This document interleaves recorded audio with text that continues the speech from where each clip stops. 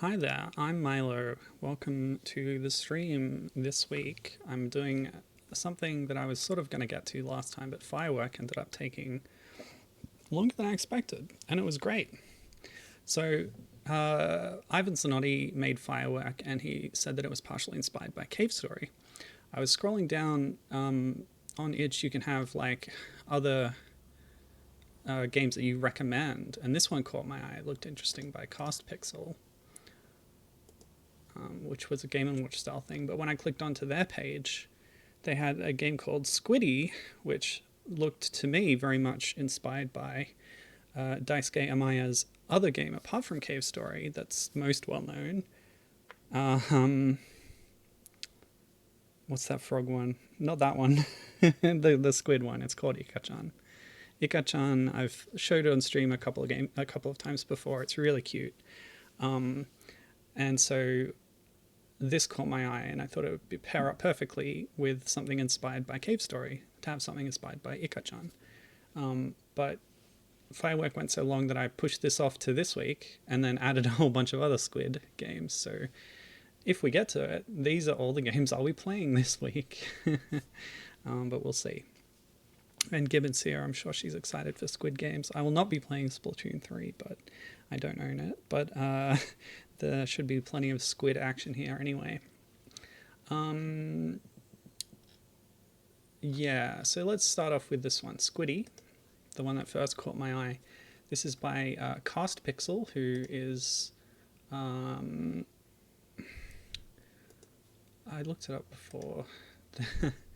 They're also known as, Christina Antoinette Neofotisto, based in Greece, and worked on some pretty high-profile games, so good stuff. I think she's also done, like Sonic comic artwork and stuff for covers, so that's cool. For this one, she worked with Lexaloffle, who is the creator of Pico 8, to make a Pico 8 game. This was made for the Pico 1K Jam, where they want to make a game that's under 1 kilobyte. So pretty impressive stuff. There's even a cute little faux manual here on the page. Squiddy is late. She and Horsey wanted to play. Help Squiddy find her friend. Thank you, the Queen of Atlantis. And yeah. Cool. So let's launch it out.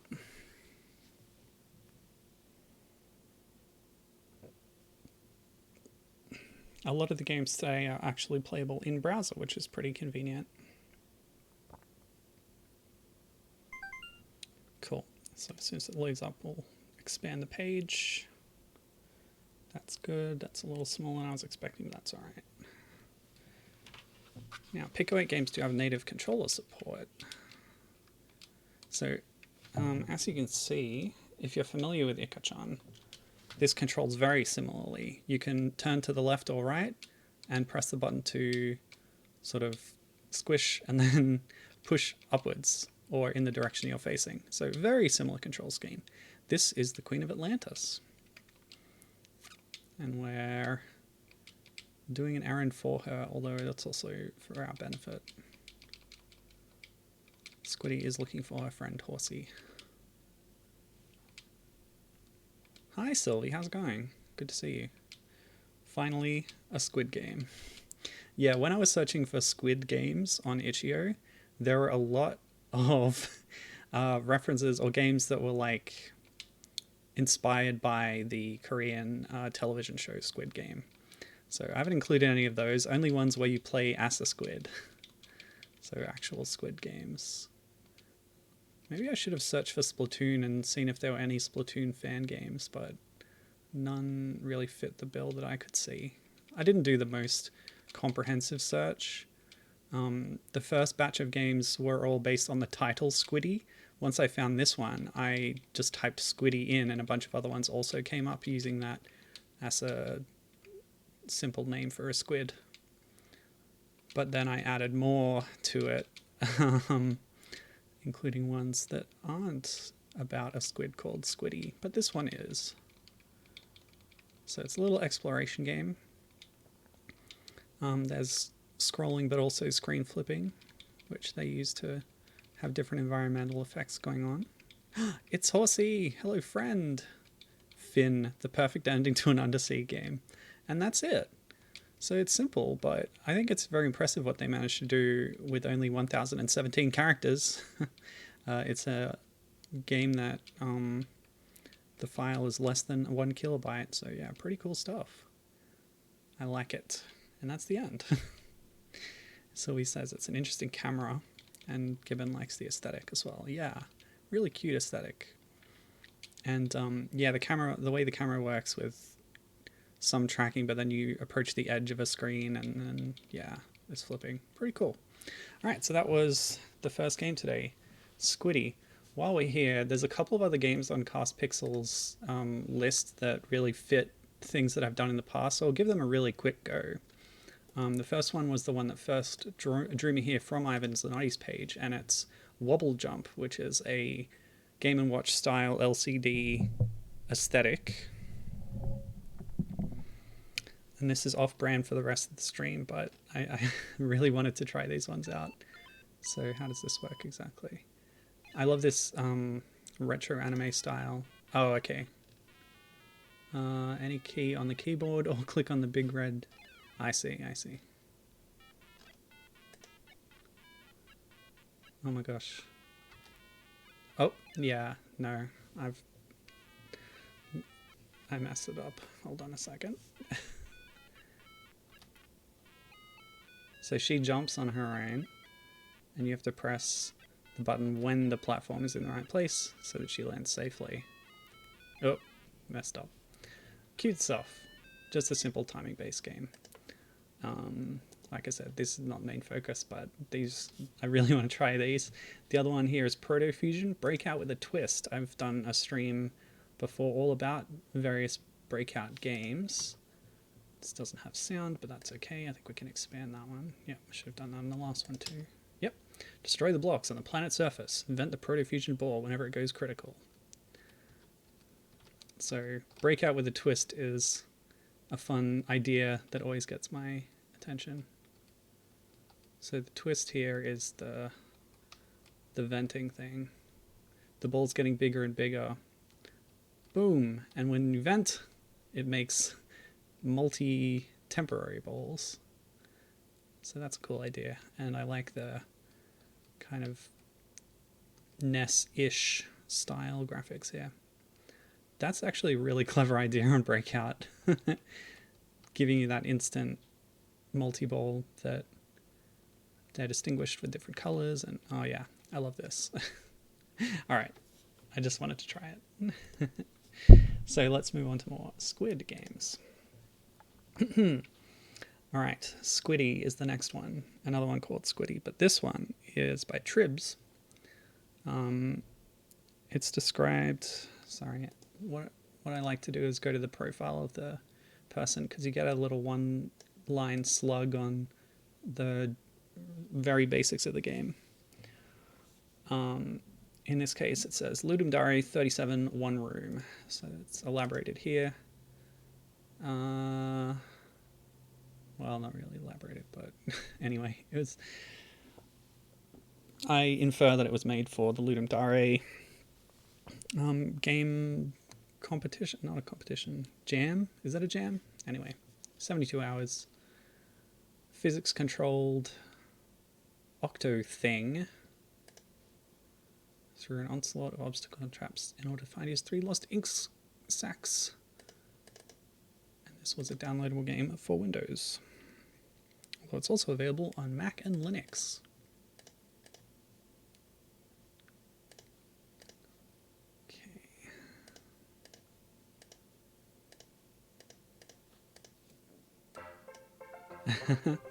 Love the music.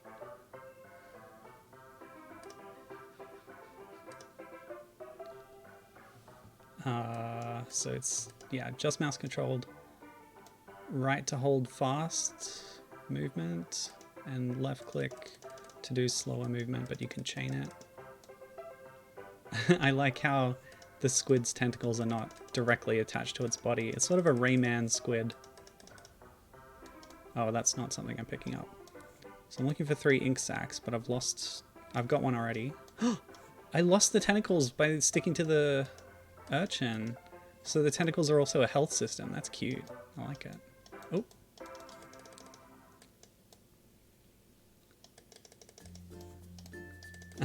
Cute music.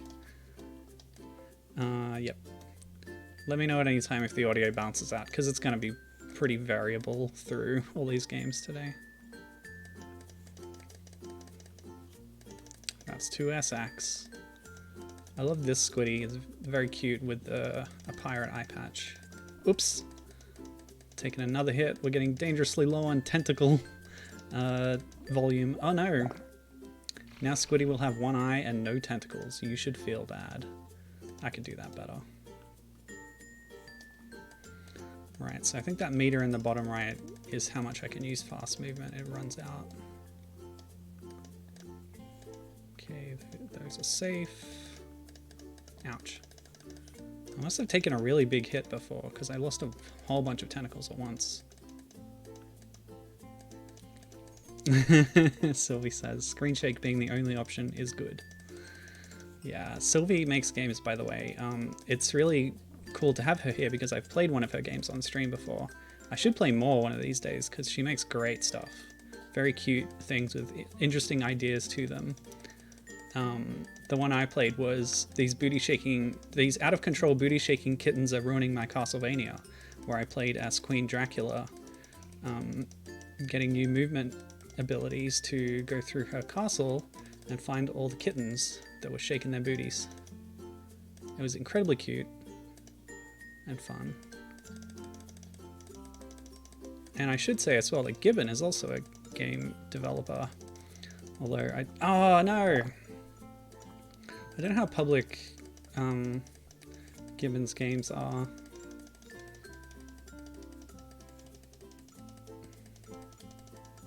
We found out recently that one of the things she worked on, which was a VR theme park attraction, might still be available through a like tech release or something. Like the technology that was used to create it is available and it's in there as like a tech demo or something.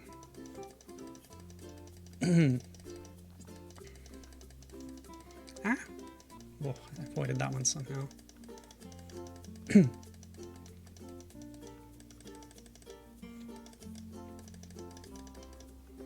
Gibbon remembers the booty shaking kittens. Good game. Ow. Okay, okay. This is the... yeah, that last bit is really a gauntlet. I'll have one more go. Well, yes. Okay. Gibbon does have a public website, it's true. Is that under your name? Ah! Oh my gosh, the first hurdle ruined. Yeah, I'll try better. Actually, no, I said one more go, so that's the end. I didn't get all the ink sacks. And yes, Gibbon is working on Age of Empires 4 right now, so if you want to see something that she's worked on, check out Microsoft's Age of Empires 4. I got it from my brother and he said it was pretty good, so yeah, cool stuff. What is your website, Gibbon? I would like to plug it. Okay, the next game up is Squiddy-bot by Pixel After Pixel. The slug for this one was guides Squiddy-bot through the treacherous tunnel. It looks like they've also got a really cute little low pixel game on their profile. Squiddy-bot crash landed in the subterranean depths of a chilly liquid planet. Guide your little biomechanical friend to rendezvous with its space pod. Arrow keys in space. Okay. Squiddy-bot has a very sturdy helmet, which protects its sensitive positronic brain. Don't worry about anything. The helmet is securely fastened, offering 100% protection. You'll guide Squiddy-bot with no problems at all, unless by some unimaginable circumstance in which the helmet comes off, exposing its delicate neural network mind. I don't even want to think of what could happen if the helmet somehow fell off. Just one head bump against any surface could result in catastrophic electrostatic headache. Gosh. The stakes are high. Looks like this game was developed on Mac because the folder that it was distributed in contains a .ds store file. Very familiar with those. Okay. I am SquiddyBot. Please help me get back to my space pod. Helium propulsion. Okay. I think that's a bit loud. Oops. I clicked back onto the window, but I happened to click directly on the quit button, so that was great.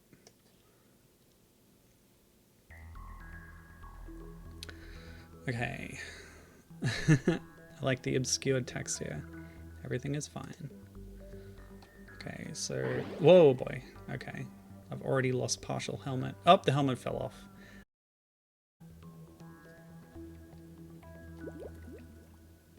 Oh, yeah. I do like how the description played up how important the helmet was, and then it instantly comes off.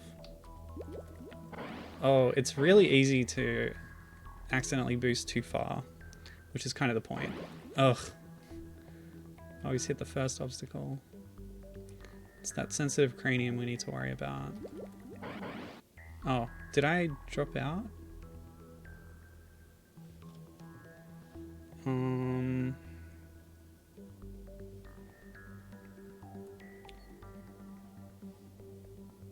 Oh no, I'm back. My own stream kind of dropped down. Hold on. Are we back? Okay. Yeah, okay, we're good. Yeah, interesting aesthetics, I agree. Unlike many other things I've seen before. And if I have seen something like this, I can't think what it is. Oh! Maybe some kind of adventure game or something.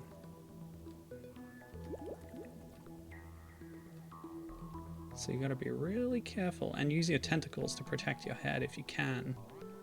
Having only 3 of them is a bit of a handicap. I don't have the 10 tentacles that a regular squid would have. Oh, nah. Alright, that's enough. I have a lot of games to get through today, so I got the idea of that one. Whoa. What the heck? I just noticed. I'll show you. On the game page, there's a demonstration of gameplay that features all the kind of nodes of what's happening in the background of the code or whatever. Interesting.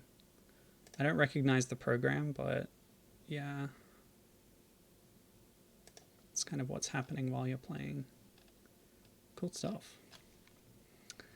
Alright. Apparently these pages aren't loaded. So the next one is The Legend of Squiddy, described as a small tribute to Zelda adventure action secret by Viola Crimosum. And it kind of looks Game Boy-ish, but it's a PC download. It's much higher resolution than what a Game Boy game would be. During 1 week, I led a training course for young children. The subject, how to create a game. Using GameMaker, they made all sorts of fun games in the span of only 4 days. So I challenged myself. During this week, I made a game with the same limitations as them. And those limitations are described, including making all the assets yourself, using the Game Boy DMG palette. And you play as Squiddy, the small squid child living in the dungeon of an evil Dark Lord. His parents are monster squid, working for the evil Dark Lord as hero slayers. However, quality of life is quite poor in the dungeon. Poor healthcare system, high level of criminality. In order to enhance the situation, Squiddy's mother tried to talk to the evil Dark Lord. With one blow, he threw her far outside the dungeon. Squiddy, as a brave, loving child, start his journey in order to save his mother. Don't mind the father, he's at the bar. A tragic scenario. What game is this?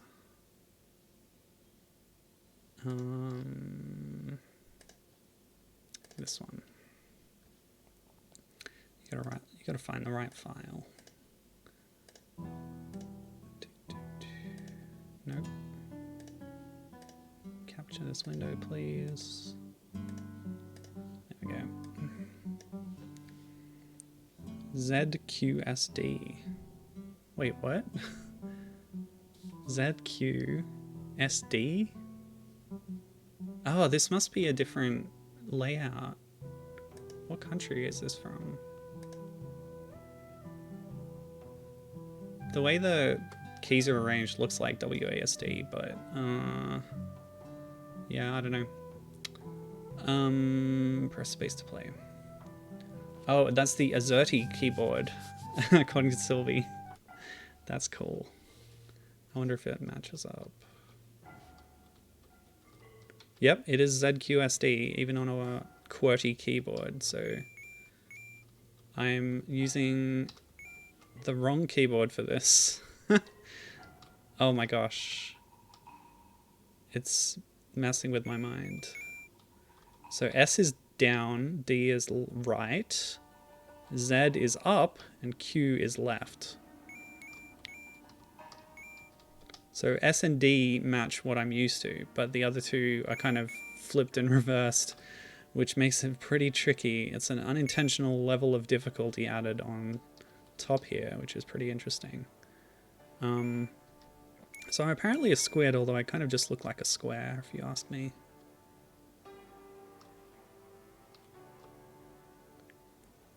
But yeah, exploring a big dungeon, pretty cool. Oh, so much for muscle memory. Alright, I'll follow the rubies. The legally distinct currency here. Oh, they're called gems in the UI. Okay. So this is just a room full of gems. Oops.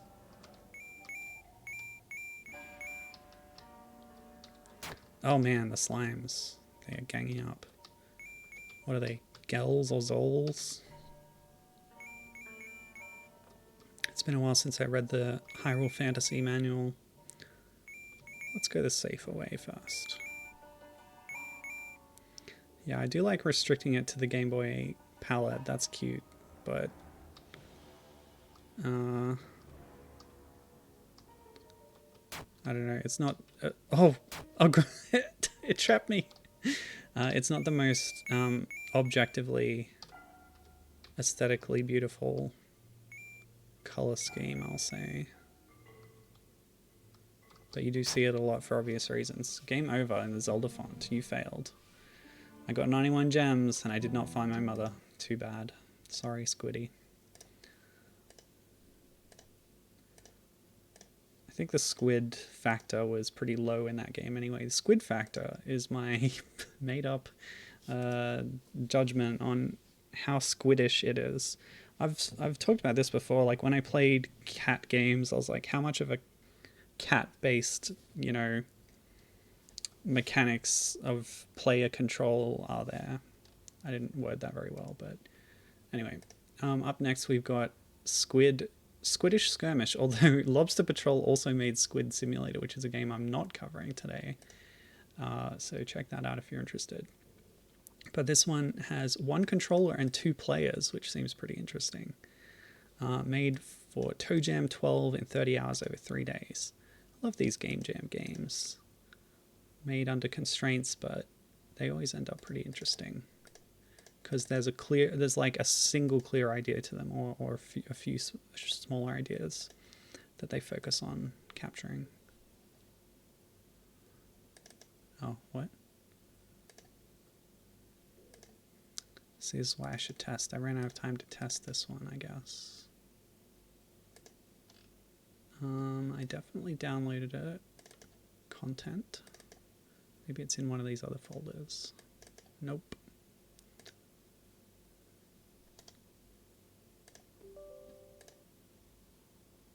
Okay, that's not launching. Sorry. We'll skip that one. I was interested to check that one out.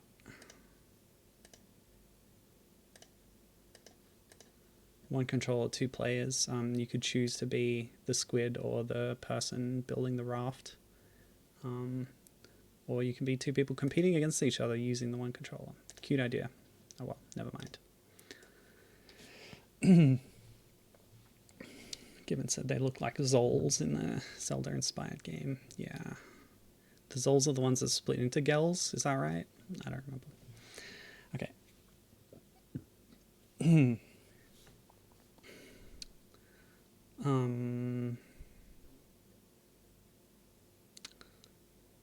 That is correct. Good stuff. I'm looking back in chat, and like you mentioned, you have a public website. Do you mind if I go to it right now? Because I think I know what it is. To show your website. Okay. So this next game is by Gyak Dev, and it's the only game they've done. It's called Dodge the Creeps, a dodging game with WASD control. Thank you for using the QWERTY layout. So this one's in the browser, but it's also downloadable for Linux and Windows. Okay. It's just that if I gave out your real name on the stream, that would dox you, you know. You gotta be careful about that. Okay, can I expand this at all? I guess not. I'll just try and center the window in the right place. Okay.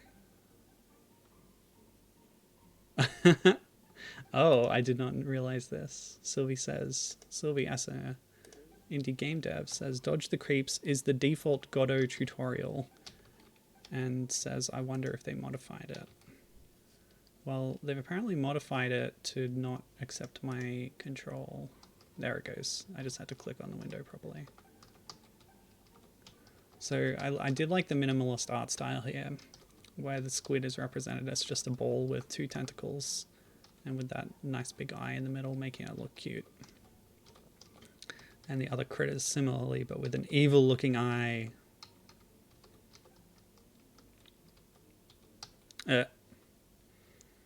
So that's the Godot tutorial there. I know someone who's made a game in Godot.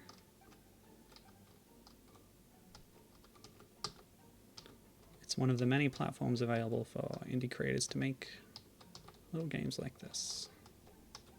Don't know how ultimately powerful it is, but I've seen some interesting stuff done with it. Oh boy. With these kinds of games, you always want to stay near the center of the screen. Timber's Balloon Pop, the Flash game promoting Diddy Kong Racing DS, is a similar dodge 'em up. As is that, what was it called? It's one where you're a mouse eating all the cheese. In Expert Software's 40 games. Something that nobody will know anything about except me. I did do a stream of it with my brother a while back. Let's see if I can last a whole minute. I did it. Hooray! Game over. Gibbons says, it was a pretty standard, so about Dodge the Creeps, it was a pretty standard starter project for most of the various game-making suites prior to Unity coming in and obsoleting all of them a decade or so back. First demo project I did in PopCap's Sexy Engine when they were licensing that out prior to Plants vs. Zombies. Interesting name for the engine. I didn't think PopCap made any sexy games, but it's a fun title for a game engine, I suppose. Okay. So next is Commander Squiddy by Two Sticks. There's a fun story behind Two Sticks, also known as Clam, a team of a pair of boy-girl twins and their dad in Northern California. We started playing with Scratch when they were about 5 and it developed into a rich hobby. We're now working on taking it to the next level with Godot.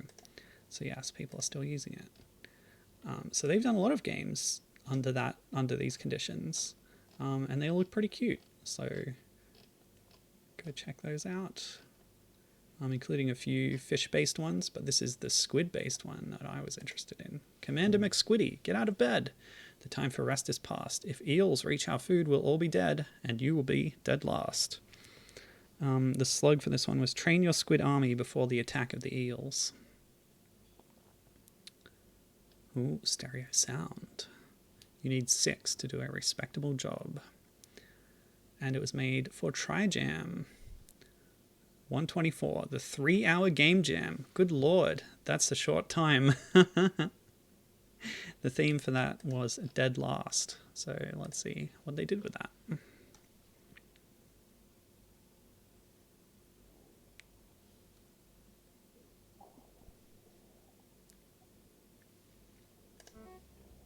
Yeah, 3 hours. Imagine making an entire game in that time.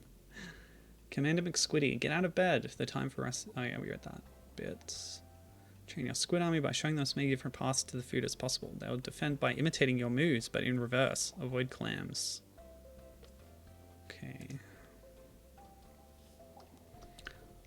Okay, so it's a 2D side scroller where a squid making our way to a can of tuna, and then the level is symmetrical, and we have to use different paths which train other squids. Oh, we're not allowed to touch them. Okay, cool. So it's Rayman's Mr. Dark rules. No, not Mr. Dark. Evil Rayman, or whatever he's called. Bad Rayman.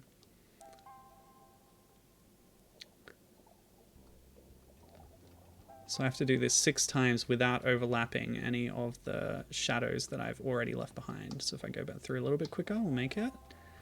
And I'll try and go quicker down here. Nope. It's because I did that really quick at the start. But I have a number of lives. So if I wait and then hop over... yeah, okay.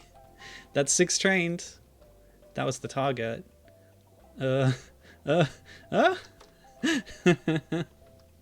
This is cool. Nice idea. Okay, oh no! Heals attack. But I win. It was a clear victory because I got to 6. Wow, that's really cool. I like that one. So thanks to 2 sticks. Yeah, I did a stream recently where I played Donkey Kong fan games, and on one of them someone had recreated the mini game from DK64 Beaver Bother within the confines of a stream, and they only did that in a couple of hours from memory, so pretty impressive. Sylvie says that they used to do 2-hour game jams. Woof. But probably 60% of the time I didn't finish and spent another few hours wrapping it up. Yeah, I do often see that with game jam games. People do a little bit of work afterwards to make it more presentable, which is cool. Yeah, that was a fun idea. That was cool. Okay, this next one is interesting. There's a ton of stuff like this on itch, but I don't usually play it very much. But this time it's Squid-based, so I'm making an exception. It's published under Sarah Cole, but it was made by Laura and Rinny during an MPC mini jam. 19/0317. I don't know what that means. Oh, 2019/0317. Year, month, day. Yeah, in big and for best times. This is called Squid Loves Fox. And just for a quick look at Sarah Cole's page, hobbyist game maker. Ooh, make play code, a game making girl gang based in Brighton, UK. Awesome. So some interesting looking stuff on her page. This totally worked before.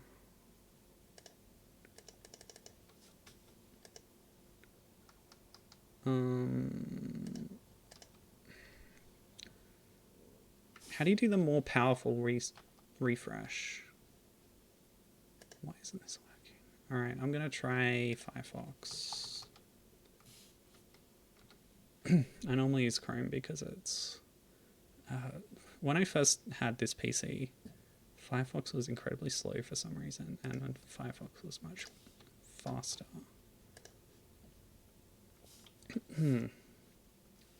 But I don't know, whatever problem that is, maybe is sorted out. Or maybe not, because it's being really slow right now.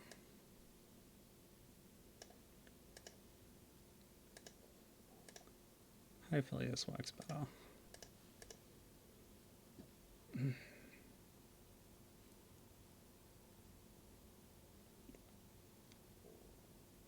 Here we go. It's working, thank goodness. So this is an interactive fiction story game. I love how they've represented a fox and a squid just with a few ASCII characters. That's fun.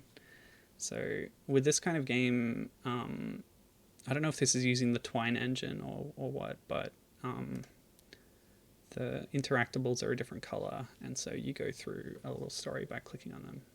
So, Squid loves Fox. Squid asks Fox to go on a date. Where should they go for their date? Let's see. Squid will enjoy a water park, I'm sure. Let's try that first. It's lovely weather for a day out at the water park. Squid is a pro swimmer, and Fox can bring his armbands. Read more. Oh no! The chlorine makes Squid feel sick, and he gets stuck to a filter inlet. Meanwhile, Fox isn't allowed into the park because he's not tall enough to ride the rides. They decide to rearrange. Where shall they go on their next date? Let's try the aquarium. That'll make Squid comfortable. The aquarium, of course. What a great plan. Squid has been before and loved it, and Fox gets a student discount. Oh no! They both made it in, but the thick glass means they can't hear each other. They decide to rearrange. Where shall they go on their next date? Oh, it is problematic. Living in two different worlds, but they're trying to make it work, and I applaud that. The mall sounds like a great idea. Fox has been living in the bins out the back, and Squid can swim up the drainage pipes to meet him at the fountain. Okay, sounds good. Oh no, Squid gets trapped in the drain pipe and cannot make it to the fountain. Meanwhile, Fox gets food poisoning from eating out of the dumpster behind Chihaka's and spends all day vomiting loudly in the car park. Oh, that's terrible. They decide to rearrange. Where shall they go on their next date? Is that capturing that properly? It's fine. Yeah, that's probably the worst one. The worst outcome here so far. Although I don't know how getting sick from the chlorine would have made Squid. That sounds pretty bad too. Let's try the beach. The sea is calm and the sand is soft. Squid can scull in the rock pools, and Fox can frolic at the water's edge. Hurrah! This is the best idea yet. Oh good. I was expecting another oh no, but this was the good ending.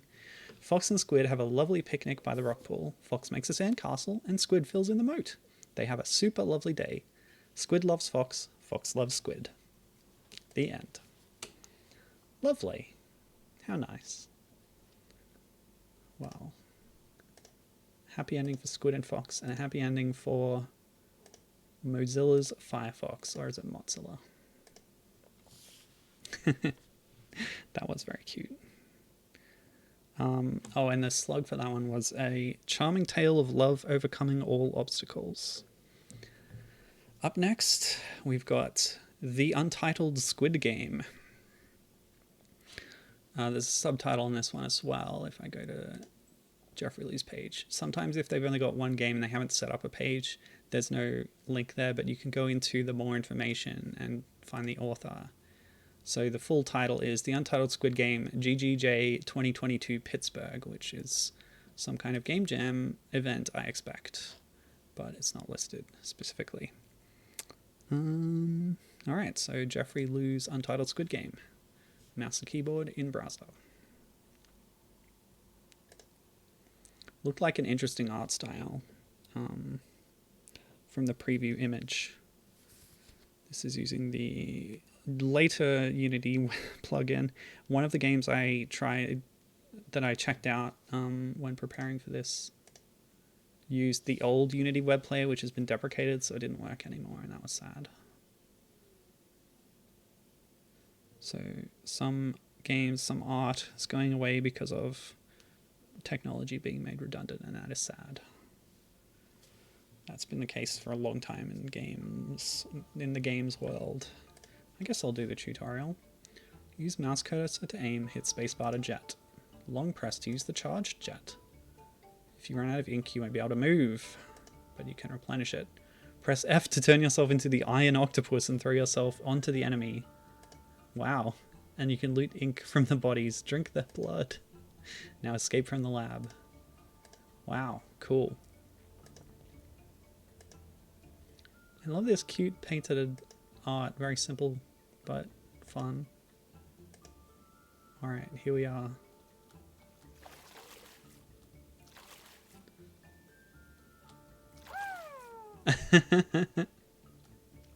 Running low on ink, so I'll need to... Oh, okay, so that works like a ground pound.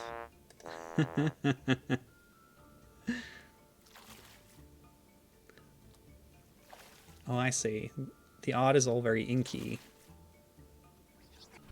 Made with simple ink painting techniques, which is a very appropriate thing to do for a Squid-based game. And even my bursts leave like a patch of ink behind.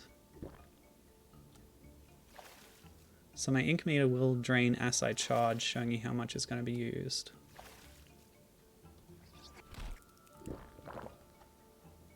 I think it's better to do big charged bursts. I'm not going to be able to smash the urchin, am I? I'll give it a go. I did it. Okay, that's cool. Well, that charged a lot. So we have to go through the tunnel. The tunnel.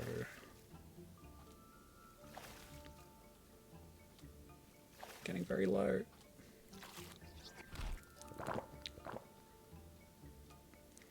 Let's grab that urchin. They give lots of ink.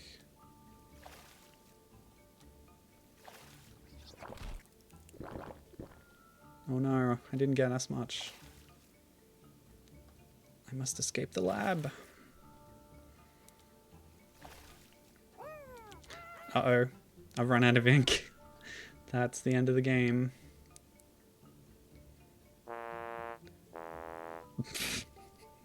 That sound effect.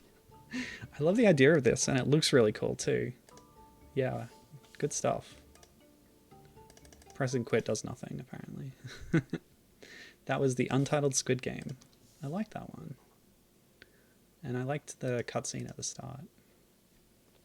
Alright, see, we're moving through these pretty quick. They're all kind of tech demo-y and stuff, so it's not taking too long. This one is called Squiddy's Adventure by Undivided Sensation.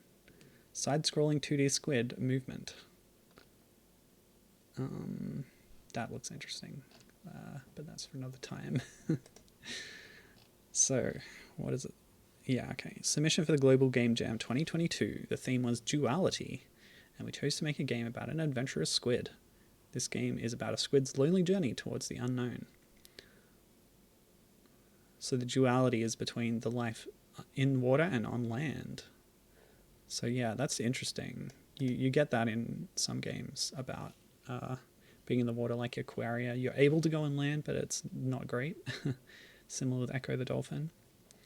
So there's a bit more of a breakdown of who was involved down here. So good stuff. All right. And this one is on the browser as well.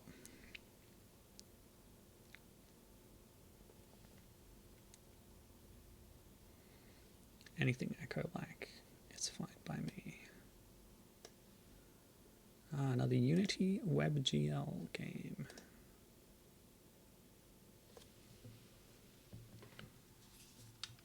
Oh.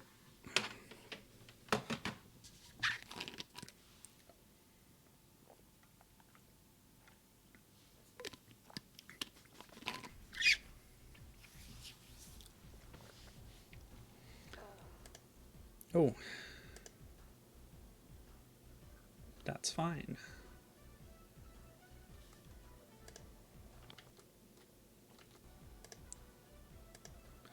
Checking the volume because this one seems pretty quiet. Yeah, alright. Turn that up.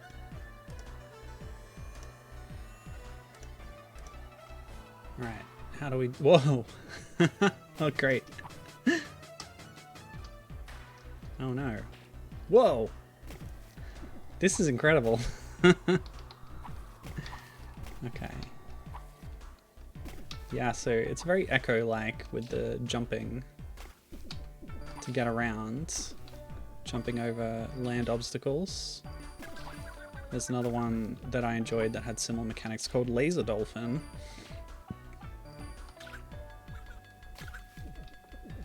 So we have to get in the water before our meter runs out there, I expect. I love how quickly you just move around. This squid is really zippy. I also like their little glasses, that's cute. Goggles, perhaps. Uh-oh. Almost drowned there.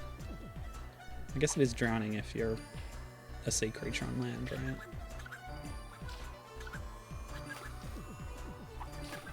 Oh! I got totally decked by a seagull out of nowhere.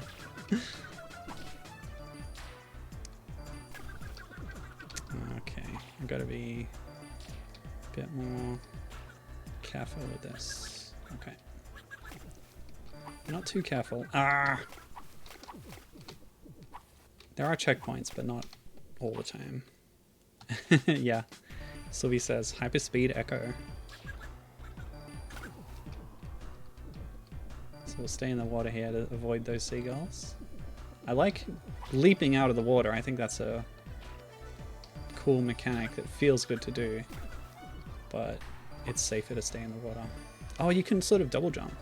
So if you go up like this and then boost. Yeah. Spacebar is like a jet boost thing. Having squids able to do that kind of jet propulsion thing makes for a fun gameplay mechanic that adds on to that echo style leaping and adds mobility to the character. That's also thematic, so yeah, very well done with that. I was hoping for something echo-like today, so very pleased with this. Oh, winner calamari. Cool. That was the end. That's the last pool. This game was created by the brilliant yet humble minds of Khan-san, Maximilian Rosane, Samuel Eklund, and Marcus Bergstrom. So thanks to them. Good stuff. That's really cute. Good stuff. Good, good, good. Alright. Next. Squid Lander, but he actually swims, by Nebula Tales. This is described as well, how do they say it? This is my take on one of my favorite arcade games, Lunar Lander, which is something I'm familiar with, being a Rare fan. They made their own Lunar Jetman game, which is similar. Yellow Asa Squid here. If you arrived on this page, you clearly are fresh. So their logo even involves a squid, so yeah. Nebula Tales is 3 people. Cool. There's even a text adventure about a squid also on their page. But we're going to be playing the Lunar Lander inspired one today. It's called Squid Lander. Oh, hang on. Squidanigan. A kind of shenanigan for squids. A learning project on a game dev course. Space left shift A and D. Oh golly. Alright. Well, like I said before, A and D is pretty standard for movement. Wait, did the squid not load? Is this what it's supposed to look like? Yep, it is. Okay, never mind. This splash artwork, very squid-like, so I was a bit surprised. Looks like a placeholder graphic. Never mind. Okay, so what are we doing? It's a Lunar Lander clone. There's 2 moving things on the screen. I'll go this way. What? Okay. So maybe the pink circles is a hazard. And that other hole with the streaming bubbles is the goal. Whoa, okay. Interesting. Yeah, so it's kind of Lunar Lander-esque movement where you boost in a direction, but you don't have gravity to worry about.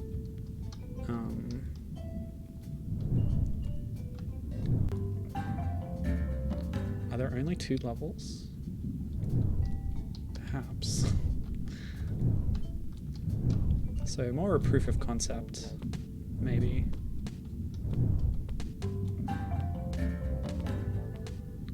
But I like the idea.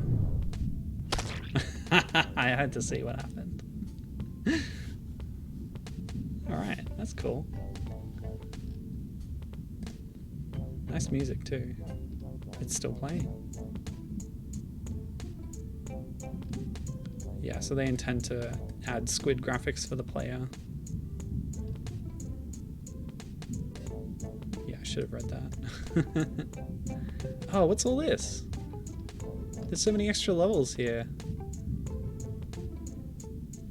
It's like there's 2 finished levels and then some more proof of concepts screenshots that perhaps are not in this version of the game. Yeah, I guess so. All the info's there. I could have read the instructions better. Okay, anyway, never mind. Cool. Alright. Do you have any Squid games, Sylvie? Sylvie has a lot of cat-based games. So this is by Mike G. Brown. It's called Moat. I like the way they describe it. A game about exploring game feel underwater. You control Squiddy using the triggers to expand, contract, and charge a battery. So he does not have any Squid games. That's too bad. Oh, a slime volleyball. Amazing. This person has earned my respect. So this one was a downloadable PC game. And it was made for Toe Jam 9. T-O Jam.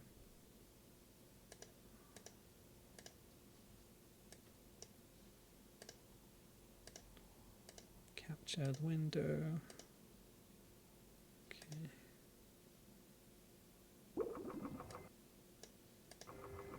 Yep. Okay. So with my controller,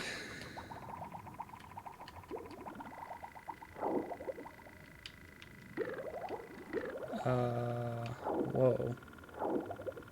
What the heck? Okay, I'm gonna read those instructions again.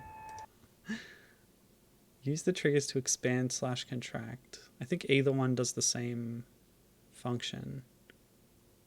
I can view controls with pause, okay.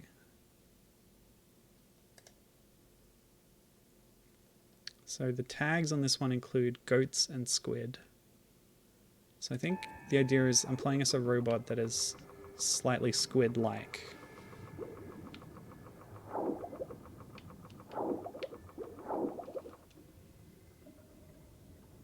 Clutch, contract, charge, corner, boost. Goodness me. This is complex.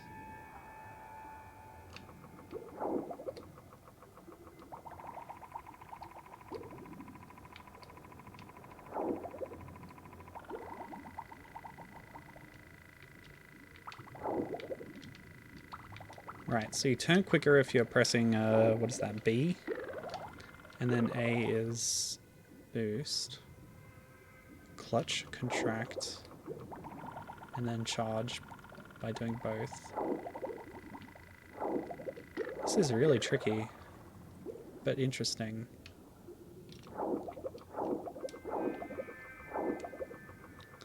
A complex control scheme can be cool if there's not too many weird functions.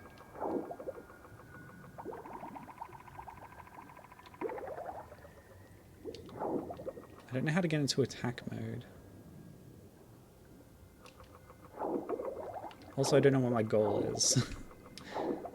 But I found a big horse sculpture. You can turn, but only sort of to the left and right. It's similar to Ika-chan, but with more degrees of motion. And with this charge mechanic. So I'm charging up now. Oh, have I reached the ceiling of the world? This was made for a jam. I would understand if it's limited in scope. I'm going to restart the game so I get back to where things are quicker. Sylvie says Octopus by Droken has strong squid vibes, but it's about, well, an octopus. I might check that one out.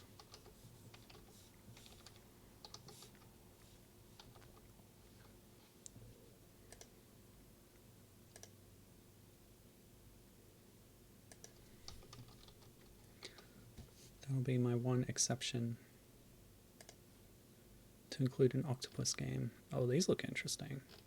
Alright, we'll get to that later. Let's have another go at this one.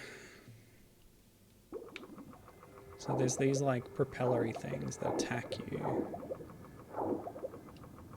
But I should be able to attack them. Boosted through that one.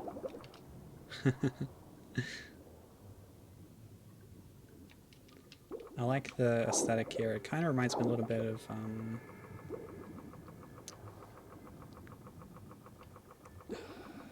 Axiom Verge.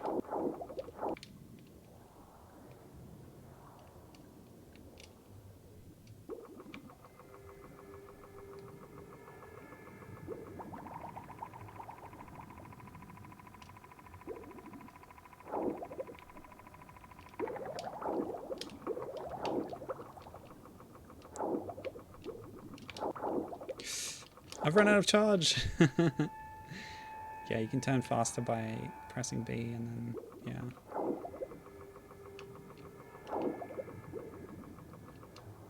Oh, what killed me there? That was odd.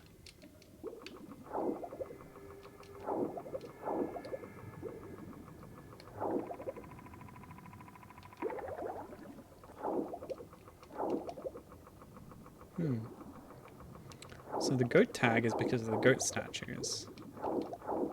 I just don't think there's much to do in this. But it's really interesting proof of concept kind of thing.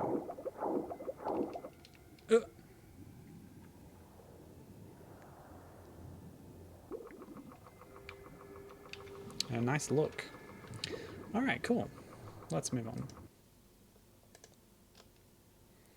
So the name of that character robot thing is Squiddy, which is why that came up.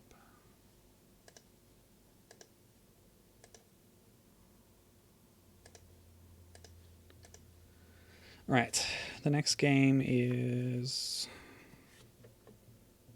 Squid Game by Pash Spice. Game programming, 3D art, freelance hobbyist. So Squid Game, try to collect as many squids as you can. Shift J, L, and I. Okay, cool. So IJKL is the right-hand equivalent of WASD.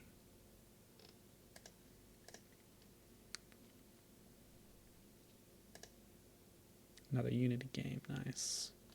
Could have downloaded this, but I wanted to play all the browser ones in the browser as far as I could. As much as I could. Anyway. Oh good, it did load. That's a very Splatoon looking squid. Let's play. Oh boy, that's loud. Turn that down. I hope this is not copyright infringing music. Okay. Whoa! The camera lag. What the heck? Very slow, but if I hold down shift, I get a boost.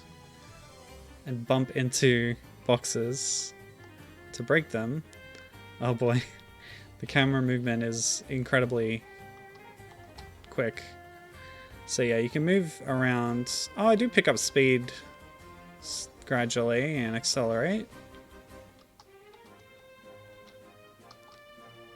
I think you need a bit of a run up to actually smash a box. Rescue the squids. Well, the squid factor here is kind of low. It's more like a car. With the amount of momentum you have. The whole stop and then boost thing, that's kind of squiddish. Oh, that ramp is giving me trouble. Let's break a blue box and see how different that is. Not having a back button is interesting. Oh, okay. I can just go around on the top of the water. So I'm not a car, but maybe a hovercraft. Oh, and the time is counting down as well. Having a button to stop instantly is actually pretty useful with how kind of floaty and drifty the controls are.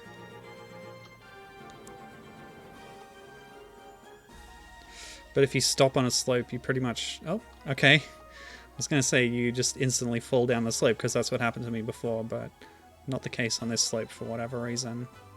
I wanted to explore a bit before my time ended. And I got 8. Okay, that's cute. Yeah, that was fun. Huh. Sylvie says, I can't tell if this area is ripped from Kirby Air Ride or just a similar art style, but the music is from Kirby Air Ride. Maybe the textures too, but Sylvie does not recognize the layout. Okay, yeah, it sounded a bit Smash Brothers-esque, so it being Kirby Air Ride makes a lot of sense. Okay. Next one is called Squid Escape, made for a Spanish Game Dev Jam #3, and the description is only Spanish, so I cannot read it, but I translated the slug and it came out as escape the pirates and make it back to the sea. But this one has an interesting mechanic that this is like one of the few games I actually tested because I wanted to make sure I had the right one. The XE is just called Kraken, so make sure I'm capturing that. This one. And then I don't know what the audio volume is like, so, oh boy. It's actually very quiet, so I will turn that up. So yeah, the mouse pirates attack you, but you can pick up a variety of physics objects with your tentacles and then flail them around, and then you can right click to throw them instead, and the pirates will drop more things for you to pick up, and that's all I know about it. Basically, yeah, it's kind of in the Octodad kind of vein, sort of. Just having these chaotic physics objects that you interact with your tentacles reminded me a little bit of that, but it's more about combat. Te han capturado. Tecla is click, so click to continue. So let's pick up as much as we can to get more power to take on these pirates.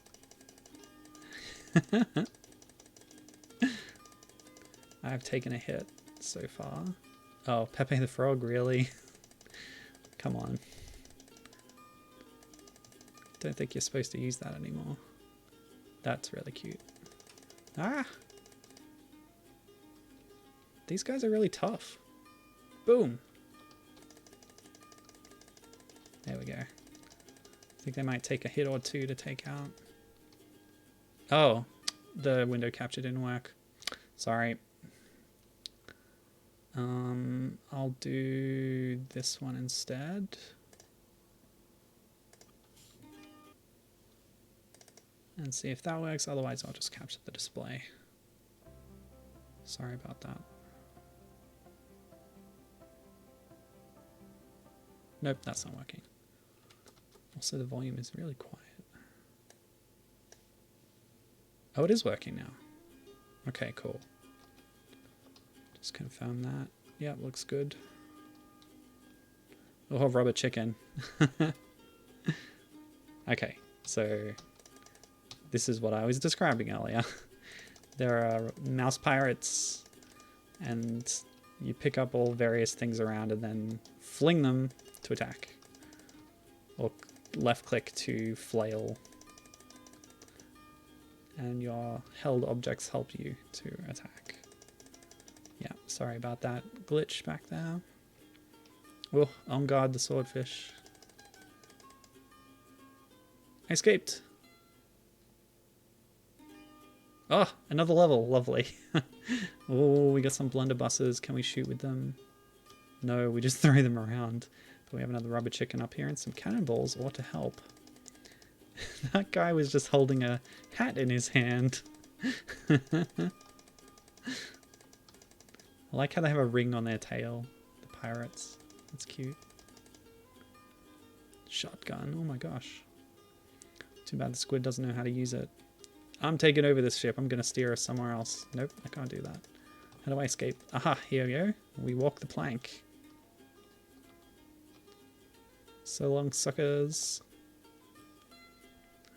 I'm free. Has escapado. Gracias por jugar. Thank you for playing, that says. I know that much Spanish at least. So cute. Very cute. Thank you, thank you.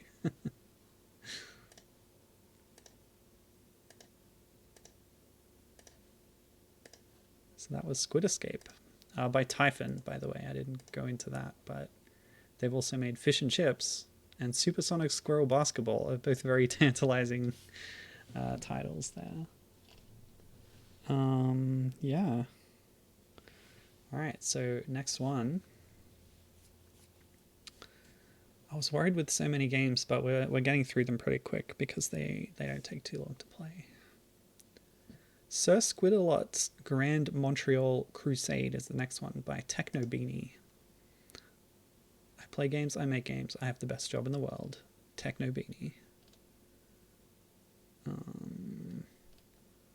Yeah, some other interesting looking ones on there.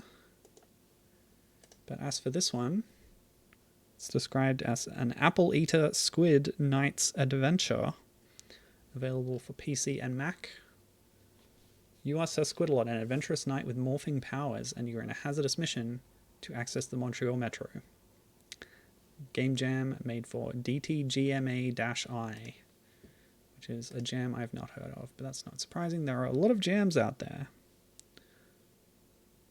This one, okay. And we can put this in a window, which helps for me to capture it. Yeah, those full screen games can sometimes be problematic. Very beepy sound, but not too loud.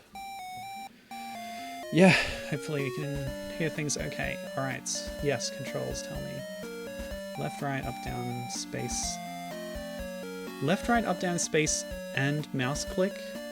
What? Seriously? Okay. I don't think you need to use mouse click much. Because it changes the character's face, it says. Although that doesn't seem to be doing anything. Alright, you can walk on any surface you touch by pressing spacebar. Oh, gravity flipping. I like that, I like that. So when you're against a wall, you flip onto it.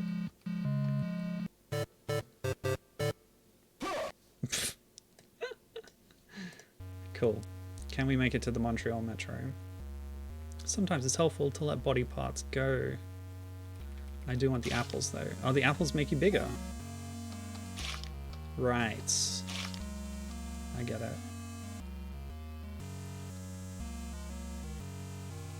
Oh, and then the body parts flip around as well. This is interesting.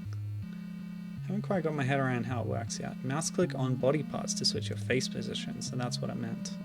By putting it in the middle, we can fit through that gap. So we can then eat that.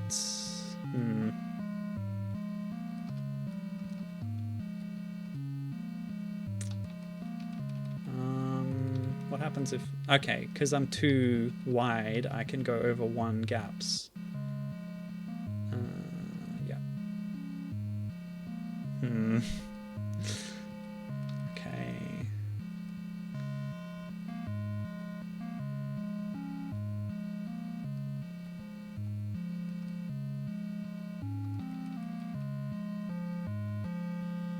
Ah, and now how do I drop the body part? Oh, I can just... You will fall forever. It won't let me move that way. Interesting. I'm not sure how to do this. Puzzles. Tricky. Oh, of course. Simple solution that I did not think of. Bend to pass through narrow spaces by pressing up and down. Oh my gosh.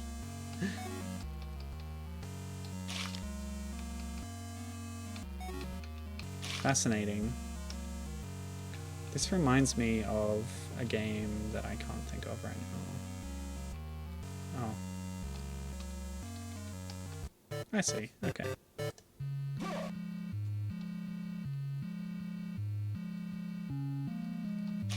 Am I thinking of, like, Box Boy?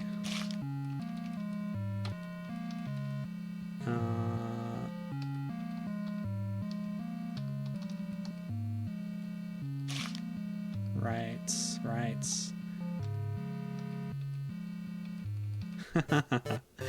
This is interesting. I'm gonna put the squid factor as low, but it's a really interesting concept for a puzzle game.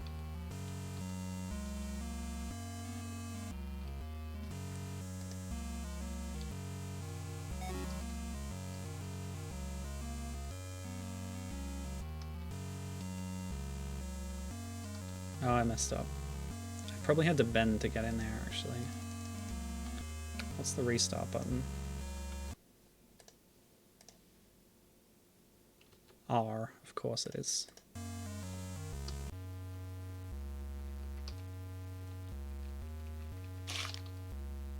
Okay. Oh, what have I done? I'm stuck.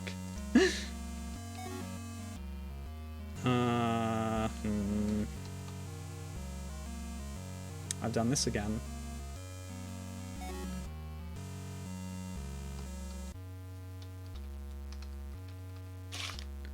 So what I need to do is this.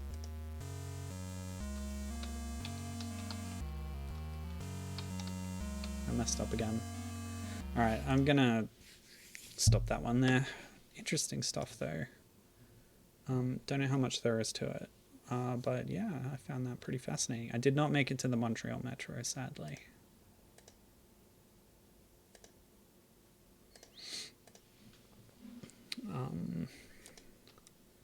Okay, the next one is called Octopus vs. Squid by Mocus Mo. They have a really interesting looking art style to some of these games on here. Generic Minesweeper clone. Somehow I'm suspicious of that. It might turn out to be something more. So Tim Nicholson, coding, art and design. Attila Braniszki, squid consultant. So high-speed ink battles. Choose between octopus or squid. Uses 2 X input gamepads. Oh no.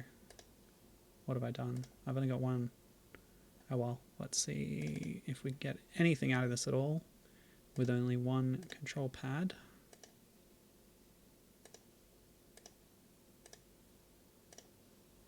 The name of the window in OBS is Dueling Squid, but they've actually made one of them an octopus for the game itself. Left stick aim, right trigger swim, left trigger ink. Hold on. Let me restart this. Oh, I can toggle an AI on. That's great. That's wonderful. So I'm the purple and I've just died by going through the ink. It looks like player 1, who is the squid, is already AI. So if I press 1... Okay, now I'm the squid. Nope. I need to be a second gamepad? Yeah, so press 1. Alright, now I'm the octopus. And I can swim around, like, quite effectively. Alright. Ink! Get inked. I don't think they're doing anything. Okay, I pressed 2 and now they're AI. So I'm always the octopus, but the squid is trying to outmaneuver me. You got to get above them so you can ink downwards. No! They outmaneuvered me. You get darker when your ink is ready. You get less saturated when you get tired. The edges of the screen pull you in. Do you recover from getting tired though?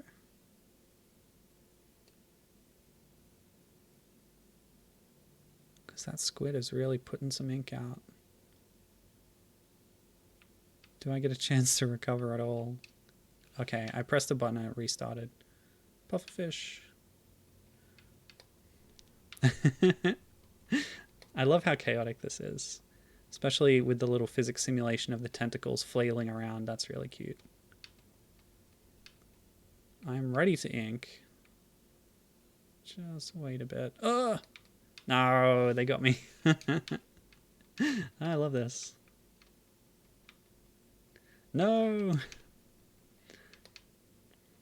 And the colors are sort of randomized every time.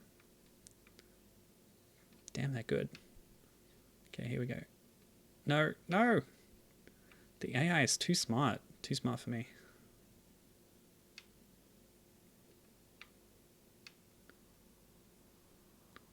Also, I just haven't figured out how to exploit it yet. Oh no! Oh, that was extremely difficult to avoid. Have I won a round ever? I have to win at least once.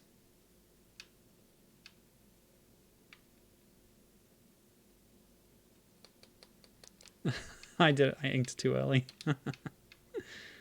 The pufferfish is like the umpire, the referee. Lovely. Hey, I won a round. Get inked, buddy. Yeah. Okay. That's fun. That was a submission to Toe Jam 10.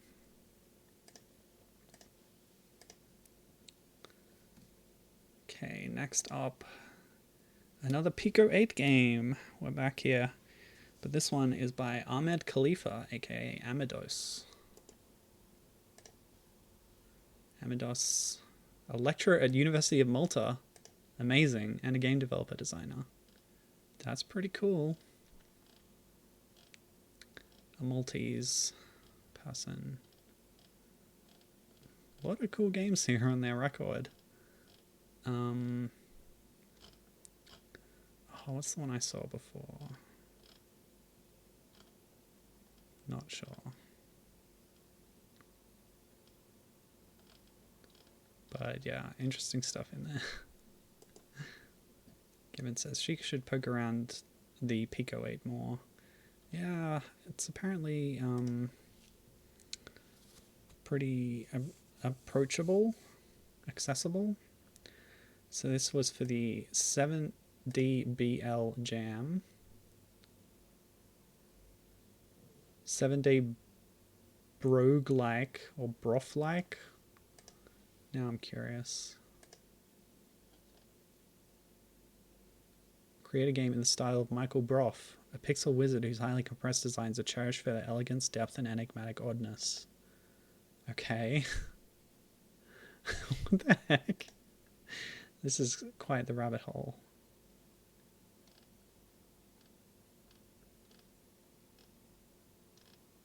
Yeah, I've never heard of this guy or his games, but they look pretty interesting.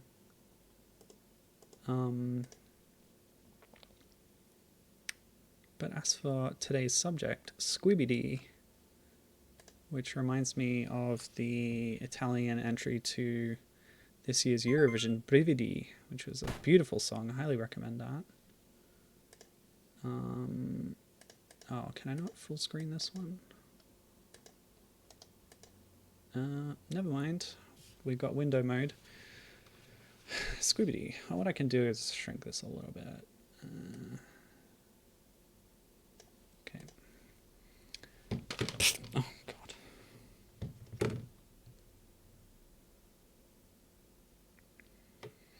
And the slug for this one was use your ink to escape from the underwater kingdom. Let's see. Oh, it's like a puzzle game. Whoa. Okay, the D-pad is not supported. But the analog stick moves us around.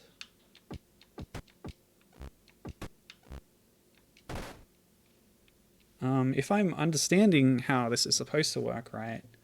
You know what? Let me just read. Controls. Arrows to shoot ink and change direction. Yeah. And the button is drift with the water current and recharge your ink. So I do kind of understand how it works. You press X just to go with the flow and move along. But you can change direction as well as letting out some ink. by pushing in a direction. And I believe you need to defeat enemies to progress. So if I leave the ink behind, yeah. But you need to expend ink in order to change direction at all. Really interesting system for a puzzle game. Because your ink is limited, but you need it to move, to change direction and to attack. So it's all tied together in this limiting way, which is really interesting. But also everything is moving when I move in a sort of Robotron kind of way. Is that how Robotron works? Actually, I don't think it is. Oh, back at the start? Nuts. Sort of a roguelike way, I guess. Enemies move when you do.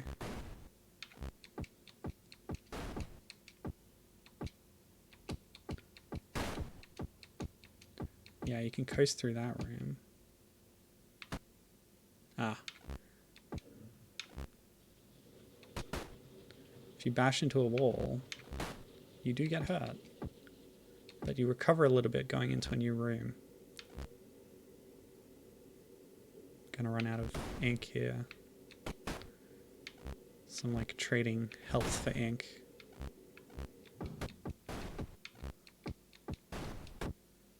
This is a really fascinating game.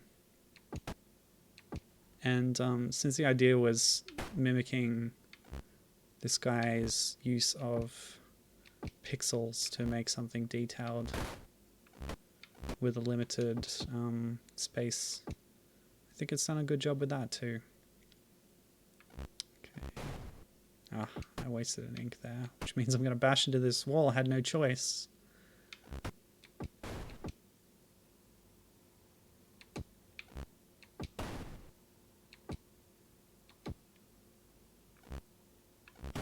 Nope. Struggling to get the hang of this. Okay. Good enough. So he says, I haven't played many of Microsoft's games, but they're very well liked among indie game designers. Okay. Oh, this is a trap. That didn't work. You don't leave the ink behind if you are up against a wall when you do it.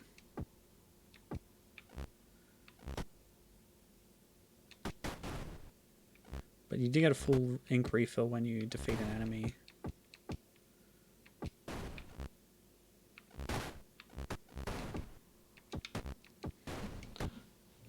What's your favorite Microsoft game, Sylvie? Oops.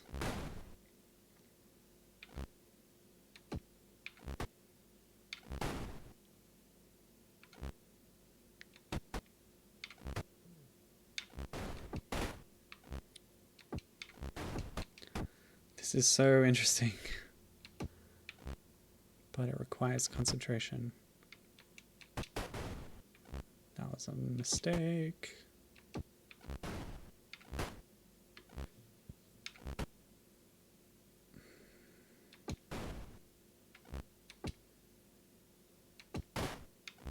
Oh good, there's a bit of leeway on positioning of ink and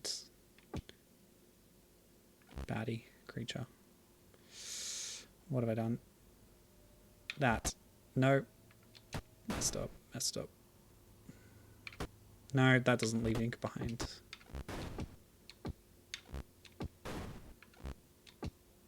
No! Ooh, this'll work. There we go. Room 13. Room 14.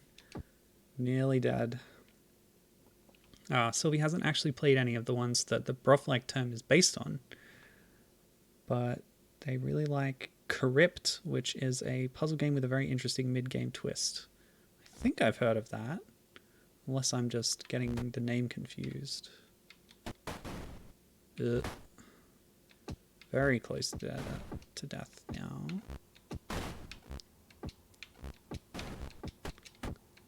$15. Nope.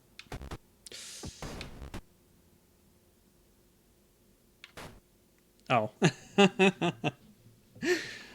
I guess that's the end of that. Wow, what a cool game. Nice little puzzle game if you want to give yourself a challenge. Squibbity.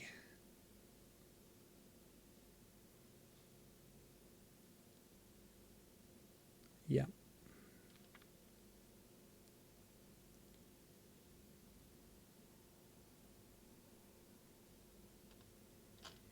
Well, thank you, Ahmed Khalifa. Really cool stuff. Only a few more left. Oh, I know a game by its cover. So 2020 is a game by its cover jam made by Omayel. This is Squid, Escape, Fight. Which is described as this guy. This guy's pretty cool. Nice cosplay with perhaps a Sith holocron. He has a few Star Wars themed games down here. Where are they? I saw them before. A lot of games and a lot of interesting looking ones, but yeah, the oldest ones are TIE Fighter and BB-8 style games, but this one is Squid Escape Fight Under the Sea. Under the Sea. Darling, it's better down where it's wetter. Take it from me. So a game by its cover is interesting. There's a thing called the Famicase exhibition where people make up labels for fake Famicom games. And then what they do in these jams is they take those fake labels for non-existent games and make actual games out of them, which is a very cute idea. Actually, let's see if we can get the cover for this one from the... Yep. So I've got a link to the one it's inspired by. Squid Escape Fight by Philip Sabolta in Australia. Good stuff. And the way the fake game is described, as a squid, escape from the depths, eating and fighting your way to the surface to ascend to victory. So let's see how Almael has interpreted that. Hungry cephalopod and meet the other marine dwellers in this straightforward arcade adventure. Just remember, always go up. And it's another Pico 8 game. Good stuff. This time I'll expand it. They've even got a version of the Little Mermaids Under the Sea song. I approve. Oh, that's so cute. Really good job with the pixel art here. Hold down over a fish to eat it. No? Oh, that's right. For some reason, the Pico 8 interface here does not accept like D-pad controls, so you use the analog stick, but it works. Holding down to eat the fish as they come past. And I made it to the surface. So that's level 1. Very simple, obviously. Oops. Oh, I thought that was a power-up, but it was actually a hazardous crab who attacked me.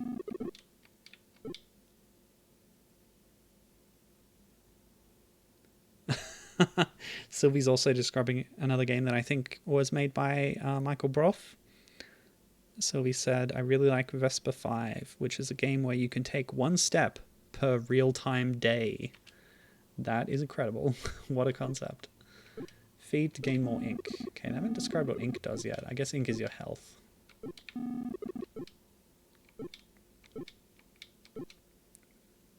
But I only lost it that one time with the crab. Winner bonus. You won an ink refill. Didn't need it, but thanks anyway. Oh, these are hermit crabs. I'm going to throw one at you to introduce the concept. So, let's see. Small fish gain less, slightly less points to your ink meter.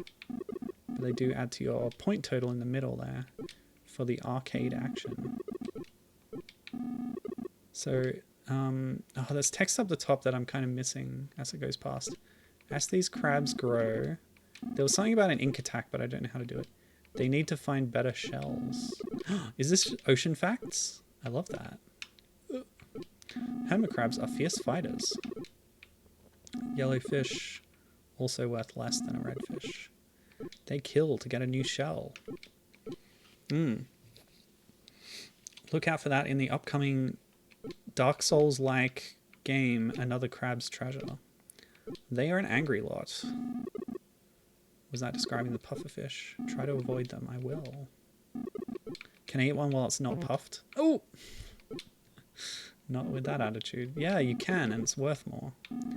You may eat them from above. Yes. I did it. Press... I don't know what button that is. Whoa! It's that one. That destroys all enemies on screen. Cool. So is there not even a health mechanic? You want a speed boost. That's what I was aiming for. Oh yeah, look at that speed. Boom, boom, ba-dam. Give me my ink back.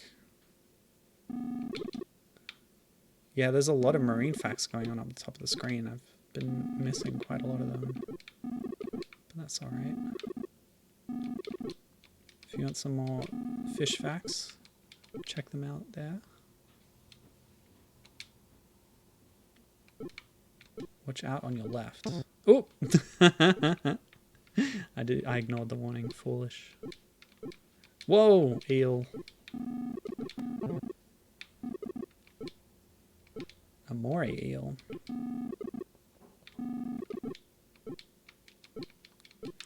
So this, I didn't really talk about it, but this also has Ika-chan-esque controls. You can aim left or right, and that does move you, but then you have the boost, the jet. Eels are opportunistic hunters. They prefer to eat small fishes. Oh! Oh no! Wait, what? Yeah, I'm not sure what the health system is here exactly. I want to try using an ink attack against an eel. Nom nom nom nom nom. Next time I see one. Let's get some one-ups. Oh, I missed. Never mind. Oh, that actually gave me double speed boost, so that's nice. Yeah! Did I get the eel? No, the eel came back. I think you can take one hit and then you have that flashing outline. That's the health system. Pretty simple. Getting ocean facts here at the top of the screen. Oh! Nope. And then you die. Yeah.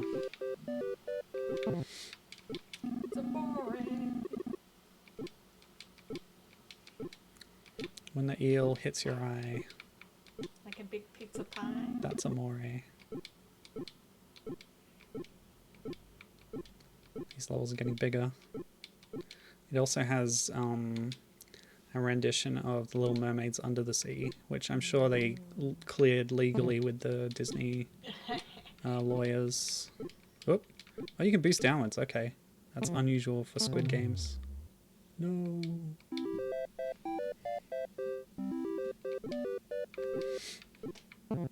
Level 11. Oh boy, I'm not playing well right now. But the game is congratulating me. You're halfway through the game, it says. Ugh! Might not get much further than half. Yep, that's it. Game over. That's the end. That was really cute. I like that one. Good use of Pico 8. Nice stuff. The in-game attribution was for Nomael, which is the username on other platforms of this guy. A retro game developer. So thanks for that. Next is Squid with Sword. It's a Squid with a Sword by Adrian Dittrich. Engineering teacher by day, indie game developer also by day. Some interesting looking games here on their platform, on their profile. But this one is about a squid with a sword. That's all I know about it. That's all it says. No controller support. Okay, WASD and mouse. Okay. What the? Okay.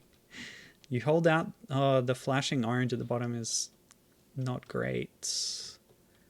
Warning about that if you're photosensitive. Maybe this is not the best one to be watching. So it's simple control. You move the sword in space to touch things with it to attack them. Oh, the flashing, please. Ugh, yeah, that's bad.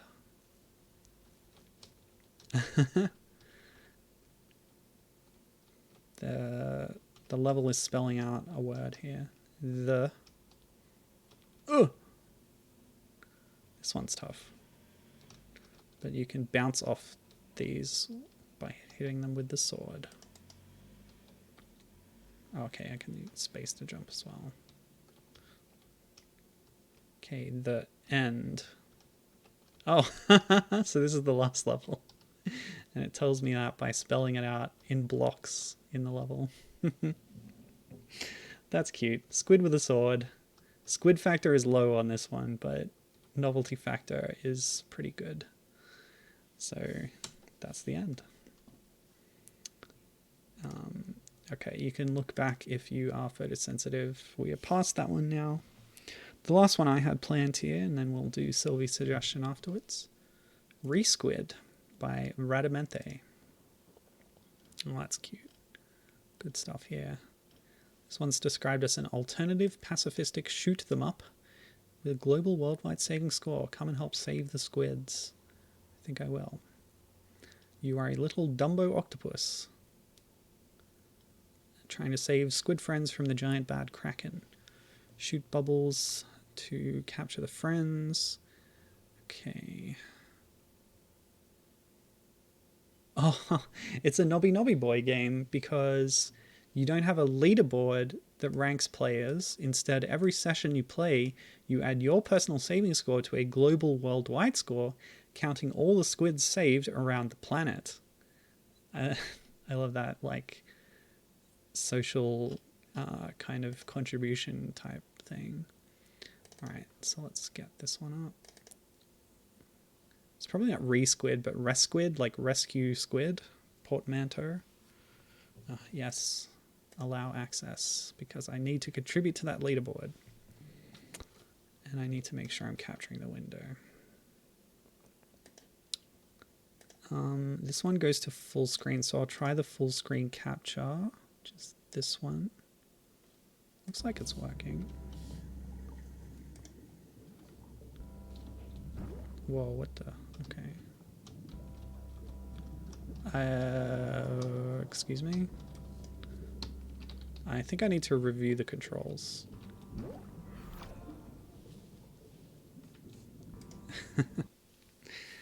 Okay. Move. Classic WASD or ZQSD, so another AZERTY thing, and I believe it's AZERTY by default because WASD was not working for me, so I'll use arrows and spacebar. Dash C or X or M, so it lets you play with either hand. Okay, that's cool. By the way, this is a game made during a school project in our National Video Game and Interactive Media School in France, and this is our first group project for this year being 2019. Alright, I'll launch it again, see if that capture works. So Radamente put it on their page, but also collaborating in its creation were Callisto, Remy Tootata, Labels Pastek, Razzletif, Flarian, Bomb X. Those are all the people. That was difficult. Shoot a bubble space, 3 sizes. So you charge it, dash. It's a little dash. Help your friends up, save them from the kraken. I think I saw a kraken. So you put a friend in a bubble and then you can bunt them out of the way. Bunt? Punt? Whatever. Okay. How's the volume level there? Hopefully you can hear this. It's a bit of a... Oops. Ah! Okay, did not save that squid. Get up! Get out of danger.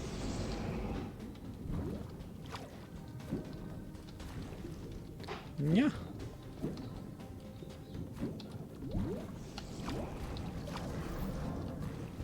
So if you charge your bubble up, you can get multiple squids at once. And you can actually move the bubble around while it's empty. which might help. Oh, the screen is shrinking. Oh no. Ah, but you can expand the screen again by saving more squids. Interesting.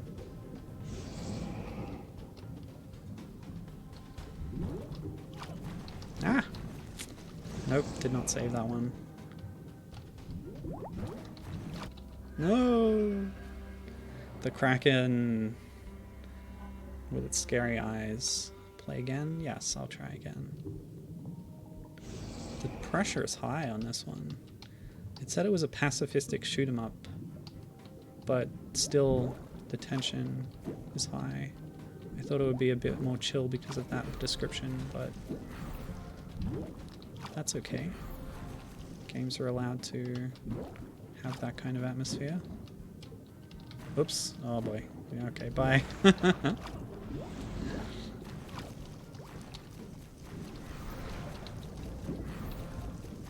Okay, cool.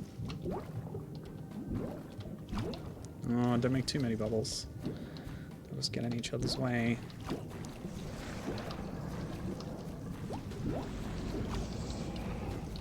Oh, this is tricky. Having digital controls with a freely rotating character is a bit problematic. Arrgh! Yeah, bad run. Did I save anybody? I saved 5. Really? Okay. Every bit helps. I'm contributing to the global leaderboard. Okay. Nice art style too, by the way. Oh boy. Oh boy. Nope, that didn't go well. So I assume Dumbo squid is the name of a species of squid. Ugh! It kind of looks like the vampire octopus. I think that's what they're called.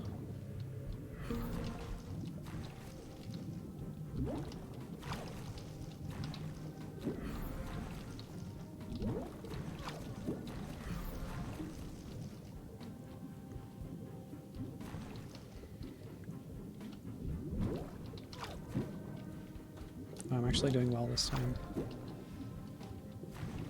Oops. I have to help my squid friends by putting them in bubbles and then boosting them.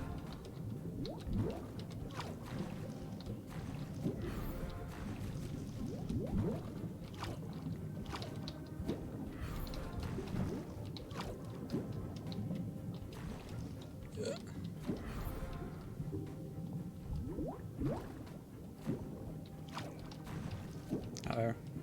Uh-oh. Uh-oh. Yeah. Oh. Bit of level design here. Oh no! No! Ah! Don't get done! Don't get done! Ah! Oh no! The squid gonna get you! Oh good. Ah, maybe not so much. I can't boost when I'm poisoned. Stop touching the singing enemies! I'm trying, it's hard. Ah! I don't know what that effect was. Oh. Go. Oh no. Okay, bye friends. It's an easy one. But the screen closes in on you if you don't save any squid friends.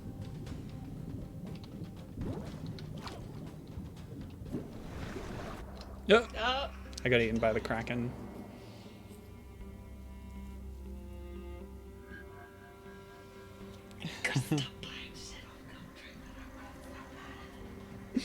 Kathy wants to buy Tamagotchis.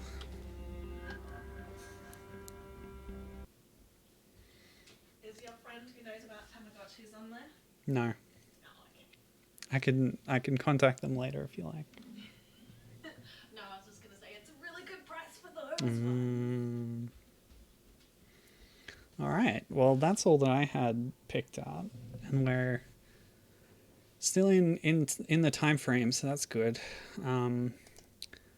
But Sylvie recommended to me a game here by Droken. Droquen. I never finished anything. The ocean is too deep. Looks like there's a few games that might be finished here. So Octopus is the one. Oubliette number 5. There's a bad Sonic clone here, which was made in less than 2 hours. Speaking of games made in a couple of hours. Okay, that one's loaded up. Ooh. Okay. Yep, space. There are no buttons other than movement controls and the start quit game buttons. If you get stuck, quit and try again.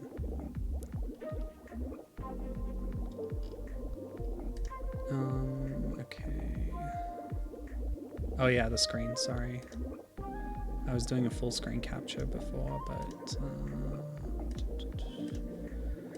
yeah, so just to go back on that, Drogon's profile page. Some pretty interesting looking stuff there. We're playing Octopus. I don't know what Oubliette is. Well, I know what an Oubliette is. It's sort of like a medieval dungeon you would put someone when you wanted to forget about them, because that's the meaning of, that's the literal meaning of the word.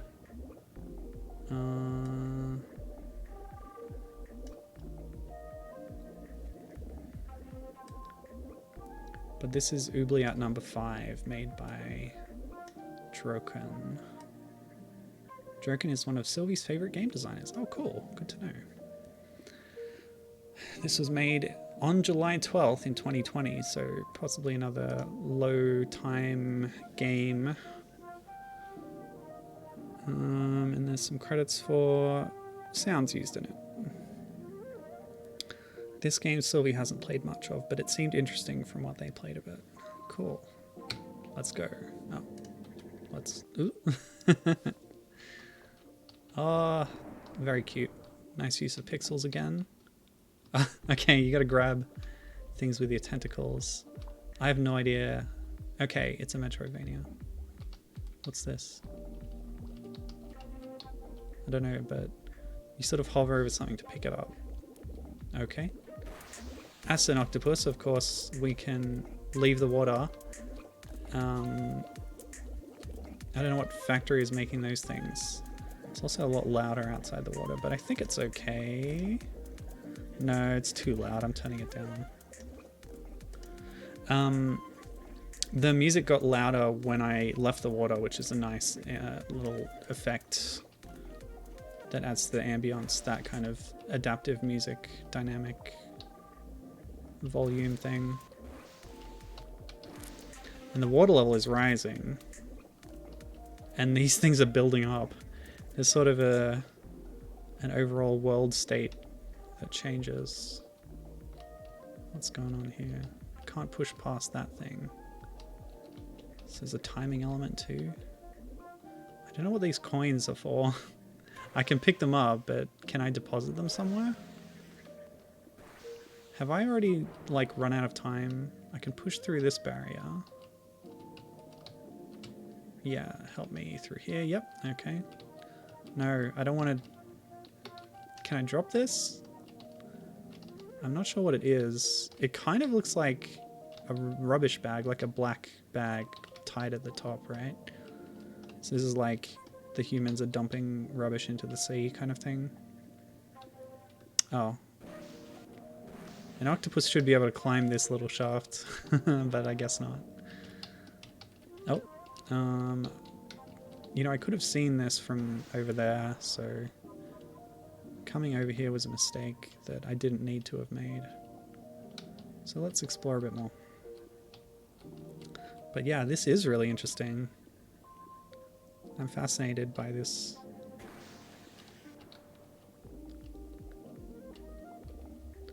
There's a lot going on with these little systems. And the persistent world state kind of thing.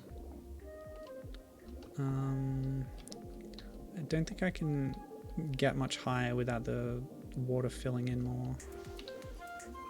Ah, I want the coin, but I don't know why. Oh, I blocked that one.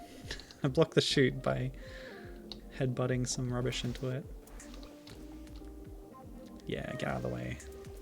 I love the sprite rotation effects.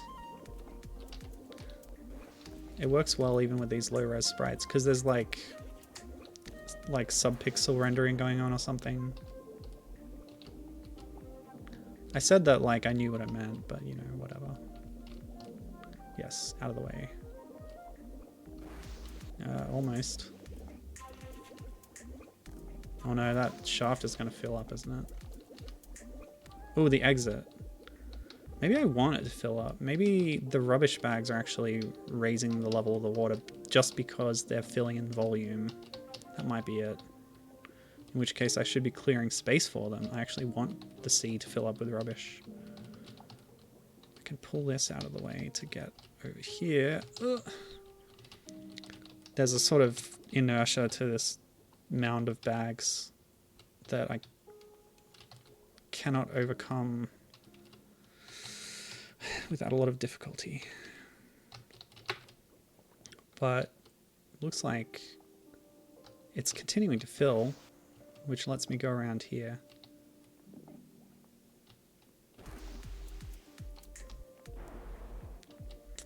Okay, well if that is my goal, then I will try and clear some space. Still don't know what the coins are for.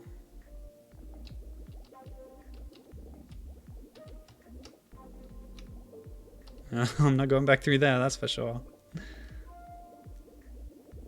Space is closing in. Exit B, cannot make it. Crate intake. If I move that one bag, the crates might fall down. If I move this crate, more bags will fall down. Somehow I'm able to push the giant crate fairly easily. Oh no, I'm stuck. But I can use this bag, maybe. Oh no. I think I'm stuck. Sylvie says, I didn't explore this that thoroughly. I don't think I actually found an exit. There was definitely an exit marked over to the right. I will be able to escape if the water fills in a bit more. Oh, Sylvie figured out what the coins are for. Care to tell me? Maybe you need one to get out. To pay a toll. Here's one. Exit C. But these blocks are in the way. Oh, let's test that out. So I'll bring this coin to that block. Maybe that I need to pay a coin to remove the block. Oh no! That physics system, if you're moving in a direction and then in the opposite direction, that's when you let go because like the inertia of the object escapes the grip of your tentacles. Well, they're not tentacles. Unless they're covered in suckers, they might just be legs. Alright, well I can't get the coin into those blocks apparently. Sylvie says the coins are related to the robot near the beginning. Okay. Shall we give that a quick test? Because we're near the beginning here, we're just above. I'm getting a bit of music bugs here. I think that was mentioned. No, there's a different bug mentioned. We're getting a bit of an audio problem here. So, oh, this robot. Well, I need a coin. I think I see one in the reeds down there, in the kelp. Let go, let go. Coin. Bring coin to robot. 20%. Okay, well, let's try that on the next run. Thanks for cluing me in about that. I'll head over to that exit I saw since the water level is raised so much. This one is doing the work because it's unobstructed. And we should be able to get around here. Oh no. Oh, this might be a problem.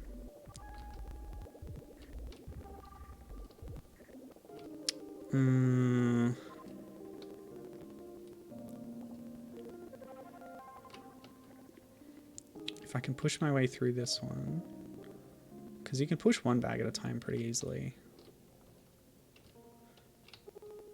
Move that. If I'm holding it in the right place, I might just be able to go down, but there's a bag that's sort of partially blocking that.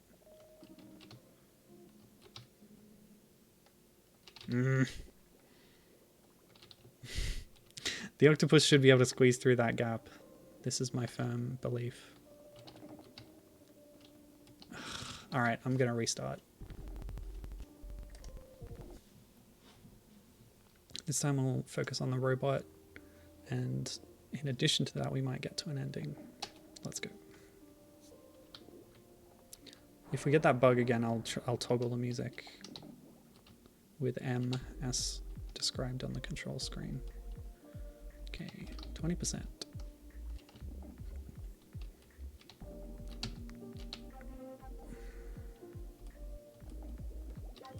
%.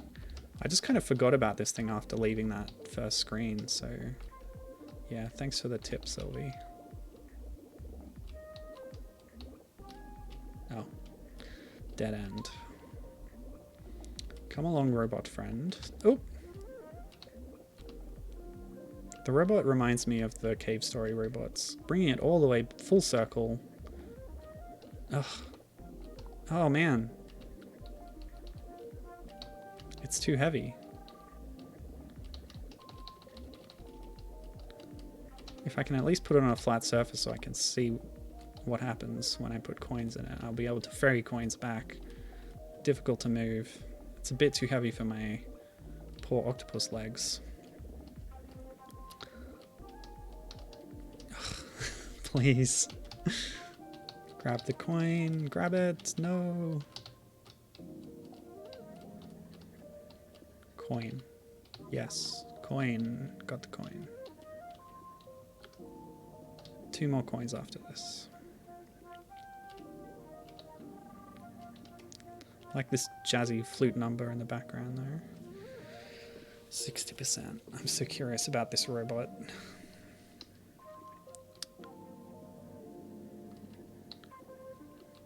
Where are the crates coming from?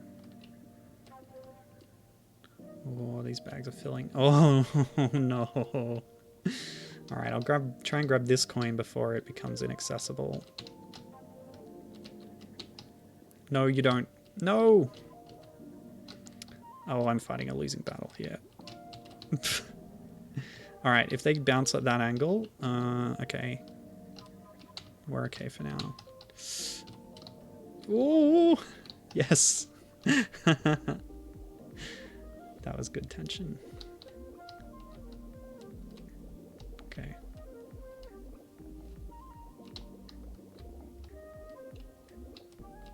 One more.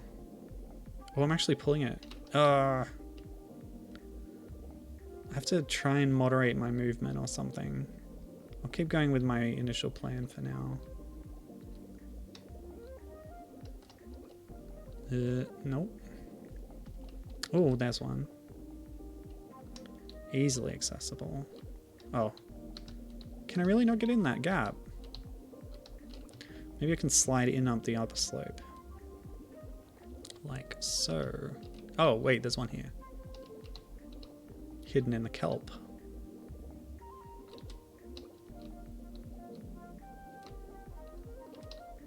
Oh, I dropped it. No. This game is fascinating. Okay, let us solve the mystery of the robot. 100%. Whoa! That is quote. This is definitely Cave Story. What? I think he killed me and then I came back to life or something. Oh, he's my enemy. Why did I revive him? That's amazing. I'm so glad we brought that thread full circle, bringing it back to Cave Story. The orange quote. Oh, where'd he go? He killed me a few times and then he ran off. Maybe he's up here.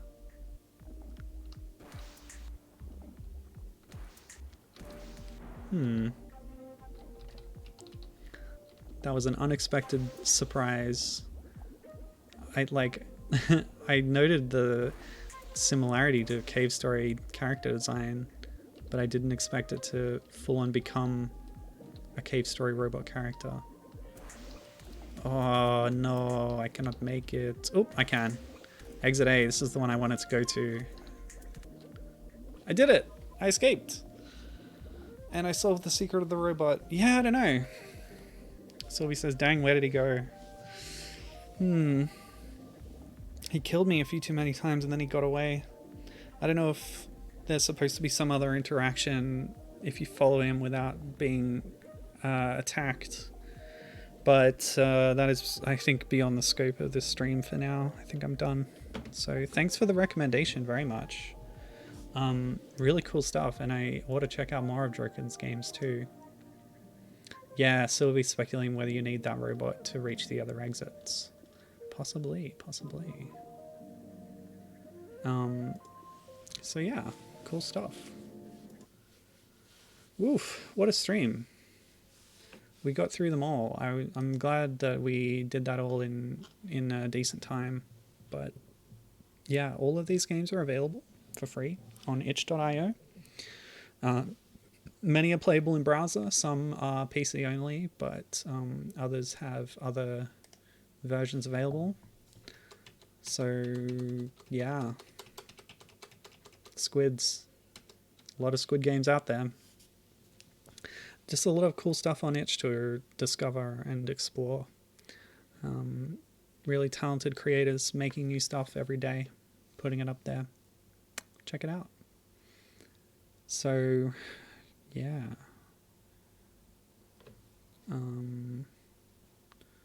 not sure what else there is to say at this point. I once again don't know what I'm doing next week, but I'll figure it out by then. And I hope to see you then. Until then, I'm gonna drop some frames. Okay. Yeah, I'm back. Until then, thanks for watching. Have a good one. Stay safe out there. Squids. Okay, bye.